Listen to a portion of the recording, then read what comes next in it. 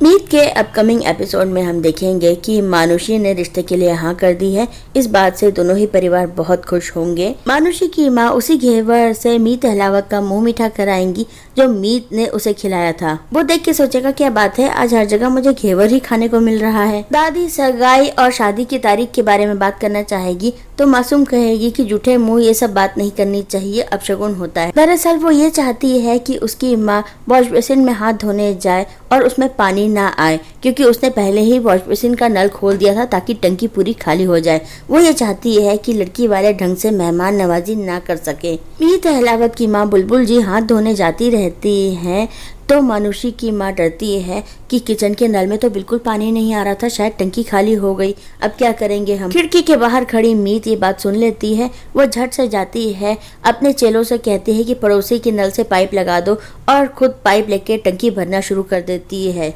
उसकी माँ मीत अहलावत की माँ से माफ़ी मांगती है, लेकिन तभी नल में पानी आ जाता है।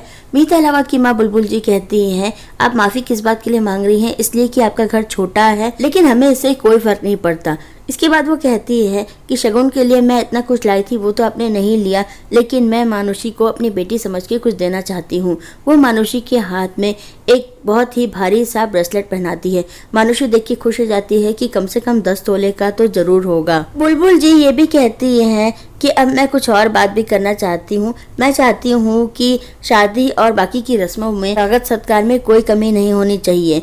मानुषी की माँ और दादी कहती हैं, हम अपनी तरफ से पूरी कोशिश करेंगे, बहुत अच्छा स्वागत सत्कार करेंगे। मीत अहलावत के परिवार के जाने के बाद मीत घर में आती है। वो बहुत खुश है, कहती है अब तो मैं घर में आ जाऊं, दीदी की शादी तय हो गई। पूरा परिवार मिलकर डांस करता है। इधर मीत अहलावत भी अपने दोस्त दीप के साथ बहुत डांस करता है। वो बहुत खुश है। वो दीप का मुंह मीठा कराता है उसी घेवर से जो मीत ने उसे दिया था और कहता है आज पहली बार वो लड़की मेरे लिए कुछ मीठा देकर गई है और मेरी जिंदगी में मिठास घोल के गई है। दीप कहता है जब भी तेरे लाइफ में कुछ इम्पोर्टेंट होता है वो हथौड़े वाली लड़की तेरे आसपास जरूर होती है। कायनात ने तेरा उसके साथ कुछ ना कुछ कनेक्शन जरूर लिखा है। इधर मीत की माँ उसे बताने वाली रहती है कि तेरा और तेरे होने वाले जीजाजी का नाम एक ही है, लेकिन तभी उनकी पड़ोसन आ जाती है लड़ने के लिए कि आपने हमारे घर से पानी क्यों चुराया। उसके जाने के बाद मीत अपनी माँ से माफ़ी मांगती है तो उसकी माँ दादी से कहती है, देखा आप ऊपर वाले का धन्यवाद कर रही थी कि नगर निगम ने पानी भेज दिया, लेकिन ये पानी तो हमारे मीत की वजह से आया था, इसलिए मैं कहती हूँ कि इस घर की बेटी नहीं बेटा है। दादी कहती है अगर ये इस घर का बेटा है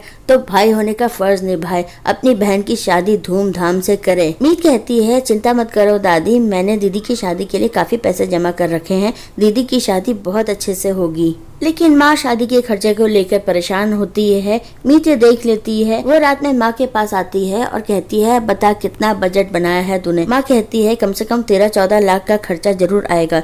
मीत कहती है 3-4 लाख तो मेरे पास हैं, बाकी मैं ओवर टाइम करके जुटा लूंगी और मेरा बोनस भी मिलेगा, चिंता मत कर, दीदी की शादी अच्छे से हो जाएगी। इधर मानुषी शगुन में मिले हुए ब्रेसलेट को कुणाल के लाए हुए गिफ्ट के साथ तोलती रहती है और सोचती है कि किसका पड़ला भारी है। वो सोचती है कि मैं दोनों ही ऑप्शन ओपन रखूंगी, कुणाल मेरा प्यार है, अगर वो ज्यादा पैसे वाला हुआ तो मीत अहलावत को मना कर दूंगी। इधर माँ के सोने के बाद मीत परेशान होती रहती है कि इतने पैसों का इंतजाम इतनी जल्दी कैसे होगा, लेकिन उसे अपने पिता की बात याद आती है कि जिंदगी में कोई भी प्रॉब्लम आए उसका डट के मुकाबला करना चाहिए। आज के अपडेट में इतना ही, फिर मिलते हैं, बाय।